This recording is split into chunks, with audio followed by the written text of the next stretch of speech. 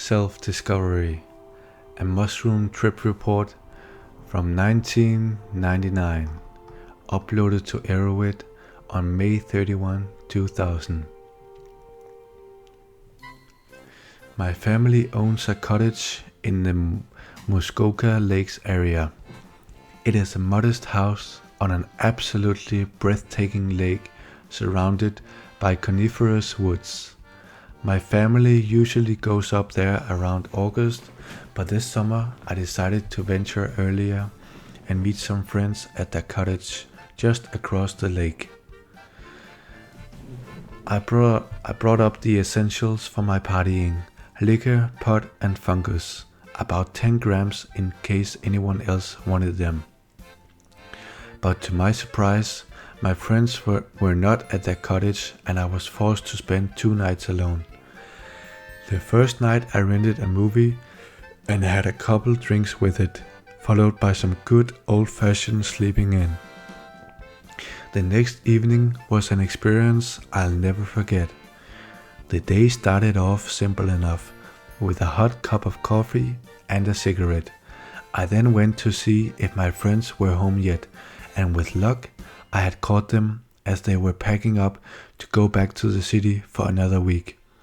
However, they purchased most of my mushrooms from me, leaving me with about 4 grams for myself.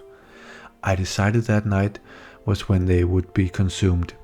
Besides, I hadn't had a spiritual experience for a while, so why not?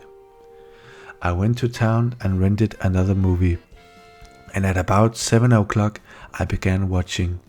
As the previews rolled by, I noticed the lack of anything else to eat with my shrooms.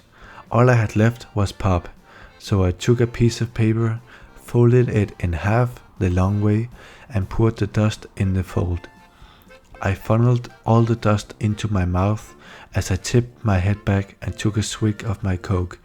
The combo fizzed unexpectedly, overflowing in my mouth and spilling approximately a gram of fungi.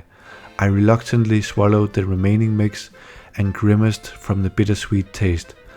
I continued watching my movie and didn't notice any differences until the ending, when Forrest Gump's face began to ebb and flow in tiny ripples.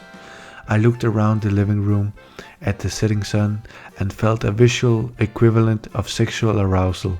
I wanted to intensely observe my surroundings all I could. It went like that for about 2 hours, me sitting in the living room, taking in my surroundings and sensing so many things at once that I felt I had to get out. Although I was the only one in the house, I felt I had to get out. My sudden claustrophobia caused me to jump out of my recliner and to the screen door. I rushed out the door as if not getting away from something anymore, but magnetized towards something.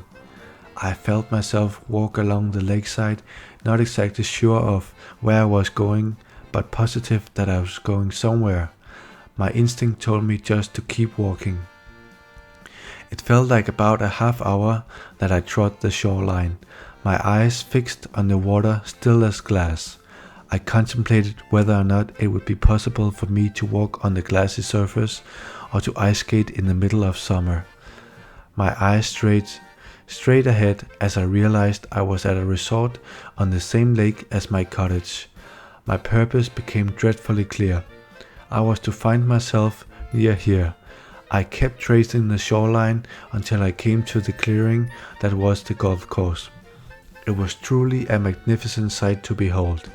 I saw a perfectly trimmed grass clearing with the crystal clear lake to one side, with the moon reflecting softly off the water. On the other side of the clearing was the dark, menacing woods, casting shadows and concealing evil, no doubt. I felt frightened by the woods, but reassured myself by refixing my eyes on the water. And so I walked on, coming to the center of the golf course and noticing in the moonlight a white object placed in the middle of the course. I walked closer until I could make it out, then stopped in bewilderment. It was a Muskoka chair, Adirondack chair for you Yankees, placed, oddly enough, in the middle of the goddamn golf course. What purpose would it serve? I suddenly realized it was there for me. I was to find myself in this chair. Slowly I lowered myself into the chair. It was covered in dew and faced toward the lake. I took this as a metaphor for how I should live. I should begin looking at the good lake and stop by pessimism by turning my back to the bad woods.